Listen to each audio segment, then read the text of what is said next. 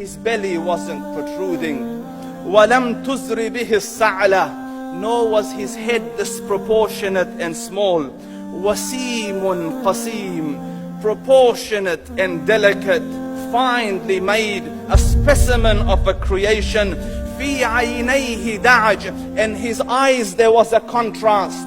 The dark was immensely dark, the white was excessively white. وَفِي أَشْفَارِهِ وَطْفٌ, and his eyelashes were long.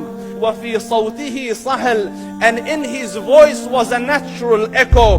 وَفِي عُنُقِهِ سَطْعٌ, and his neck was elegantly long. وَفِي لِحْيَتِهِ كَثَاثَةٌ, his beard was full and thick. أَزَجْ أَقْرَنٌ, his eyebrows were arched, but they were not joined. It was separated. In Samat فَعَلَيْهِ الْوَقَارِ, when he was silent, dignity covered him. وَإِن تَكَلَّمَ سَمَاهُ وَعَلَاهُ الْبَهَاءِ, and when he spoke, it was audible and clear, almost commanding and overtaking. أَجْمَلَ النَّاسِ وَأَبْهَاهُمْ مِنْ بَعِيدٍ, from afar the most striking and outstanding in appearance. وَأَحْسَنُهُمْ وَأَجْمَلُهُمْ مِنْ قَرِيبٍ, and when he came near, the best of them and the most handsome of them in closeness. حُلْوُ الْمَنْطِقِ, such an exalted and sweet level of logic. Like when he used to speak, it was so coherently logical, it was smooth and easy to understand. فَصْلٌ لَا نَزْرٌ وَلَا هَذْرٌ, he was to the point, not excessive nor too short. كَأَنَّ مَنْطِقَهُ خَرَزَاتُ نَظْمٍ يَتَحَدَّرْنَ, his logic, his utterances, his words were like jewels coming out of a necklace, calculated, polished, one after the other, it would flow magically. رَبْعَةٌ, he was medium in height. Your eye didn't have to strain to look up at him, nor was it tedious to look down at him. He was a comfortable sight to look at. لَهُ رُفَقَاء يَحُفُّونَ بِهِ, he had friends, the people that were with him, they were working around him to try to serve and protect him.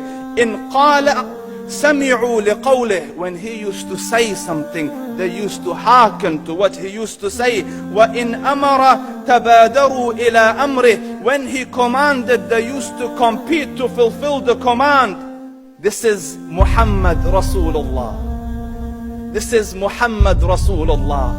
Anas ibn Malik says, he says, I came out one night, it was the full moon night.